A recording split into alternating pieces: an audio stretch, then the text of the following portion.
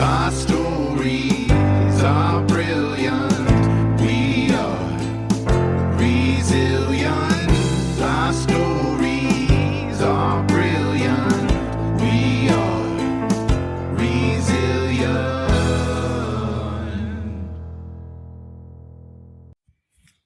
Hey there, beautiful humans. Welcome back to Your Voice Matters with Jen Chambers.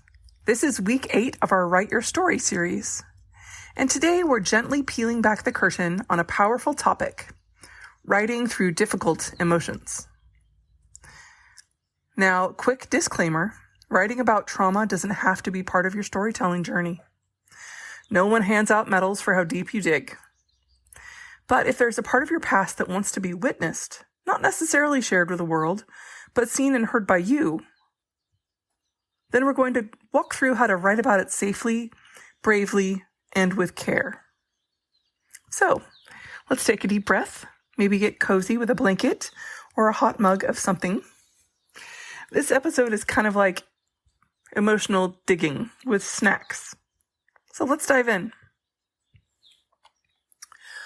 One way to ease into the emotionally tough material is with what I call what has been called the 2 versions technique. A lot of people do this exercise and call it different things and do it different ways, but it's really helpful. Here's how it works. Number 1, first you take this experience, and we've been working with specific memories, specific events from your life. So first, I want you to write the safe version of that. This is your, aerial view. It's like the Google Earth zoomed way out version. You write this version kind of like you're talking to someone that you don't know if you can trust, being factual and brief, PG. It's like the bare bones, just getting it on the page method, just spewing it out there. Here's an example of just a sentence or so. That year was difficult. I lost someone I loved. I felt disconnected from myself for a while. For another example, I wrote something for my own memoir lately this is just a first draft sentence, but I said, I'm not sure how I met him or where. I do know that I was the one who chose how it ended. Very different, but both very, safe. So after you write the safe version of this story, write your raw version. This is the version with 0 filters and no formal writing voice. Just the messy, sensory, this is how it felt, true version. For example, you could say, the silence after the door closed was louder than the fight had been. My hands shook. I kept replaying what I should have said. I stared at the carpet for so long I started seeing patterns that weren't there. Or you could say something like, the muscles of my body could not contain the rage that I felt. I was like an anger balloon, a ball of fire in too little skin. The worst part was that the rage wasn't just for them. It was directed at myself too. So you don't have to do both the super, super safe version and the raw version at the same sitting. Sometimes you write the safe version and you let it sit for a little while, and then a couple months later, the raw version bubbles up. And then you get to decide the pace and decide if it's something you want to share. It might be completely appropriate for you to share the safe version and you keep the raw one for yourself. It's up to you. This can be a really, really liberating, really incredibly liberating thing to do, because then you own the narrative. You have multiple emotional distances. You're the storyteller, but at the same time, you're the survivor of the emotional event. And a lot of our stories, a lot of our dramatic stories in our lives are couched in those survivor type terms. And those are all valid. Now, I want you to think about, we've talked about this a bunch, but using the senses with a memoir example. So when you write about something that's painful, try this. You need to start grounding the reader in those senses because your emotion is in the small things, the details. Ask yourself during this experience, what was I smelling? What were the sounds? What was in the background? How did the air feel on your skin? Was there a tiny thing that you fixated on during the chaos? What did my body remember even when my mind tried to forget?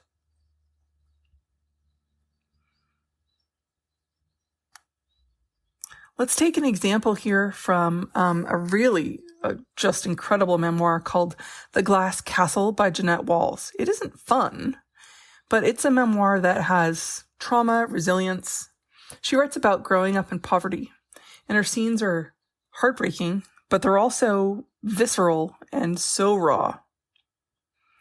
In one scene, she describes burning herself when she was cooking hot dogs when she was 3 years old. Here's a tiny excerpt. She said, quote, "I stood there with the flames roaring around me, lifting my eyes and seeing nothing but fire, my skin shriveling and blistering. The smell of burning pork chops made me hungry." That one sentence, she says, the smell of pork chops, is just so intense. It shows us the little small child perspective. She's still thinking about the food while she's on fire. That's how powerful this kind of writing can be. It reveals the truths that logic doesn't always talk about. So for this exercise, write one of your tough moments, one of these emotional things, using only the sensory input. You don't analyze anything. You don't say, "I was scared." You let your body tell the story. All right. I also want you to think about when we write about pain, ending with strength or with an example of resilience. So when we write about these hard things, these traumatic, difficult things to talk about, it's really tempting to stop at the very top of the emotion part. Stop at the break, stop at the loss, the betrayal. Like you've said all there is to say. But the secret to the writing, and the writing that heals, is that you always end these scenes with strength, even if it's tiny.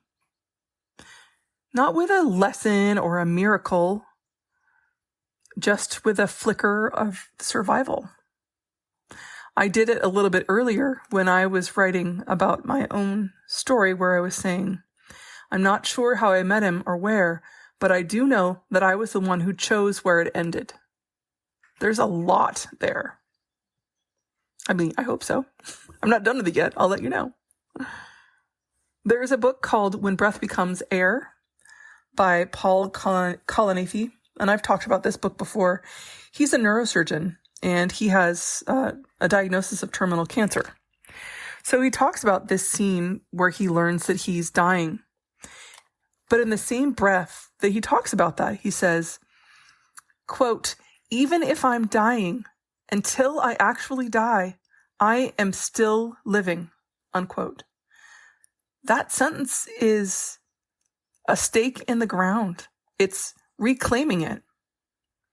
And that's what I want for you. Even in your hardest stories and your hardest scenes, give yourself a moment where you chose voice or defiance or life, because you did. And I know that because you're here. So to find those parts, ask yourself, where did I find my breath again? What tiny thing did I do that reminded me of my power? And who showed up for me? Or did I show up for myself? Even if in this example, all you did was wake up again the next day, that counts, because it's a small, rebellious sign that you're going to keep going. Let's talk about 2 resources that are my go-tos, I would say, for emotional writing support. These are resources I think that hold you while you're writing. There's a book called Writing as a Way of Healing by Louise DeSalvo. This is not just a book, it's like a mentor. She draws from her own personal stories, and she also uses clinical research. So she shows how writing helps us process pain and trauma. She talks about the healing power of the structure, like if you're writing in chronological order, or if you're working through a traumatic event or season in your life scene by scene. She also talks about how writing alone isn't always enough, about how we also need intention, revision, and sometimes community. DeSalvo is really beautifully candid about her own struggles. Her book really feels like a conversation with somebody who has been there and who knows about writing your way through. One quote from the book, she says, quote, "When we begin to write the truth of our lives, we begin to heal." I think that's true. Another resource is the Center for Journal Therapy. This is an organization. It was founded by a woman called Kathleen Adams, and it gives you tools, workshops, and writing prompts. These are all designed to support emotional processing through the art of journaling. What I really like about it is that it blends the therapeutic part with the practicality of the writing part. It gives you methods like structured journal writing and dialogue journaling that then help you approach these tough topics, but they're in small bites so you don't get overwhelmed. They have a really cool model. It's called WRITE, W-R-I-T-E, and it stands for W, what do you want to write about? R, review or reflect. I, investigate thoughts and feelings. T, time yourself. And E, exit smart. Always leave on a note of grounding or peace. You can check out their website for tons of resources, whether you want to process something of yourself privately or if you want to guide other people in writing for wellness. It's called the Center for Journal Therapy, and I'll have that in the show notes. All right, let's do a short, very short, reflective writing practice. Get comfy. This is a no-pressure activity. It's just 5 minutes. I'll have you set the timer for yourself, of course. And here's the prompt. I want you to write a moment when something inside you cracked open and what you saw through the opening. This is kind of a riff on that old saying where the light gets in.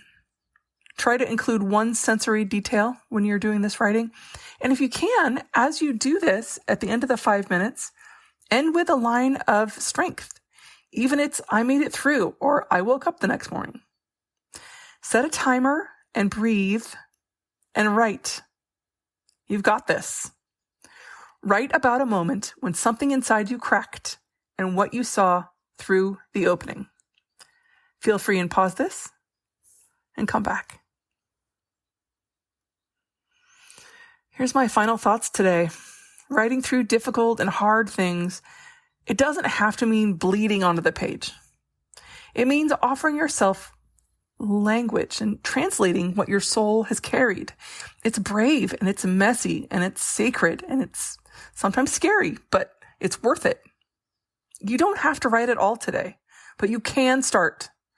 And every word that you write, even the ones you delete, it's all part of your healing. Next week, we'll talk more about what comes next. We'll talk more about shaping your story, whether you're submitting to Woven with Light, Mended with Gold, or how to carry it into your everyday writing life, or if you're going to submit it elsewhere, or if it's just for you. But until then, write with gentleness. Walk with compassion with yourself. And always remember, please, your voice, your whole voice matters. Thank you so much for being here. Just a note today, there is a bonus companion to this week's episode, week 8. It's called Being Brave on the Page. It's got prompts, both the safe and the raw versions. It's got a scene builder.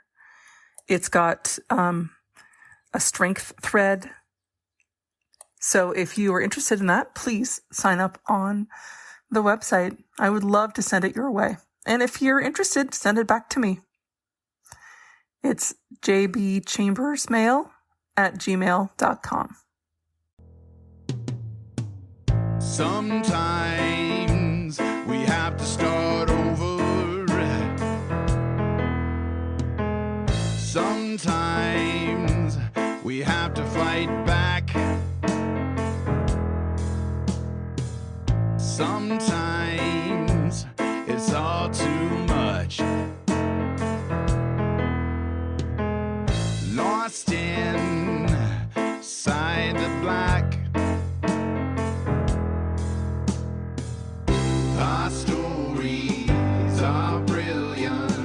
We are resilient. Our stories are brilliant. We are resilient.